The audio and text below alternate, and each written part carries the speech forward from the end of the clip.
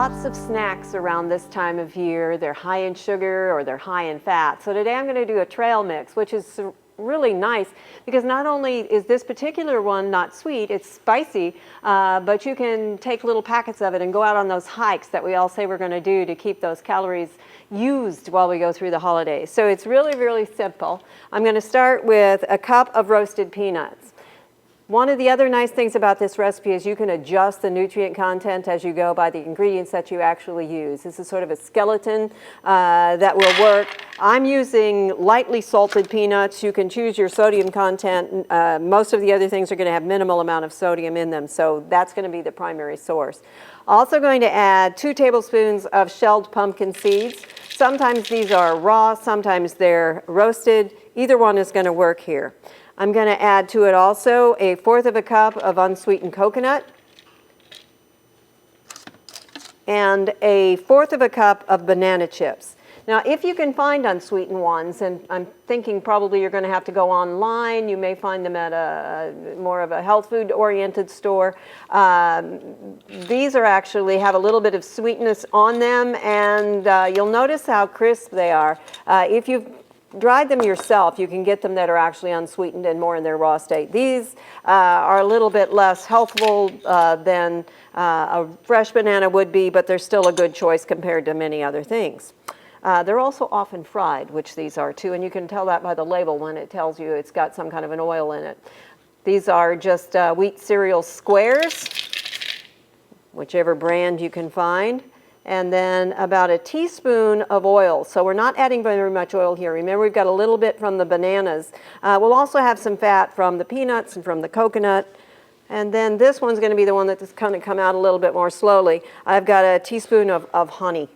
So I'll see if I can encourage it to move out. Now these are small amounts, so that when we mix this together, you're going to have to take your time. Also, as you're doing this, you might try and spread the honey out. Otherwise, you're going to have all the honey in one place, and it's going to try and stick there, and you're going to have other ingredients that don't have any.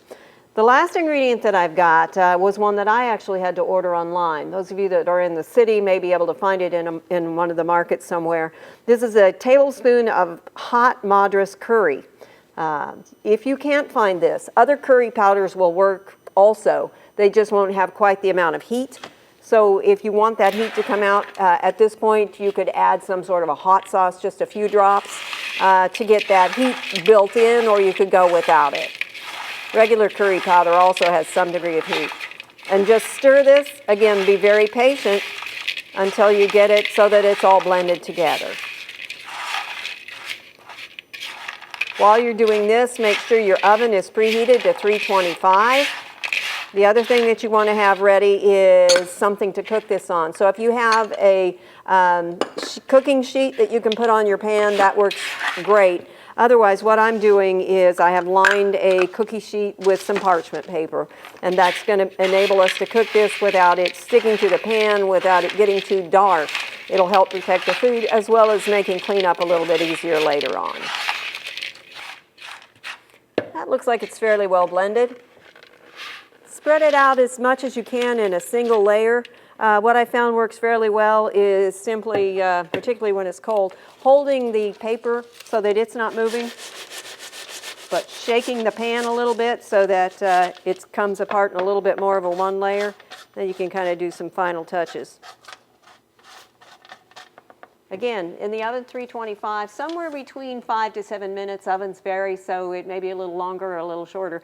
Keep an eye on some of the little things here, and if they start to get a little bit too brown, it's done.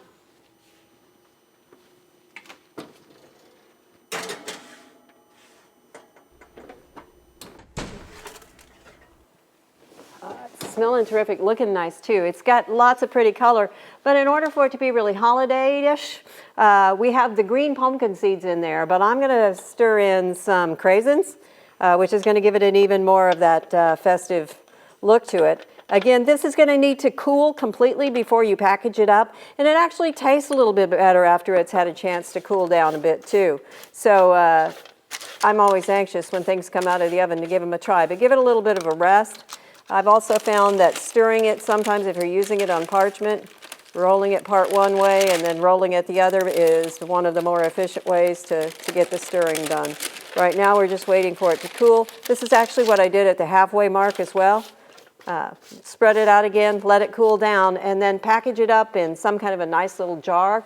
Or if you're actually going out for hiking, you just want to make sure that it's as airtight as you can get it so that it stays tasty longer. But some kind of a tight sealing, self-sealing bag is going to work awesome. Everybody can put one in their pocket, and halfway through they're going to have something nice and sweet and spicy that'll help them stay warm while they're going through the hike without hauling around another candy bar. I hope you'll give this one a try for the holidays. For Oklahoma Gardening, I'm Barbara Brown. We hope you enjoyed this video. It's part of our Oklahoma Gardening YouTube channel. You can also find even more videos on our OK Gardening Classics YouTube channel. And join us on social media for great gardening tips, photos, and discussion.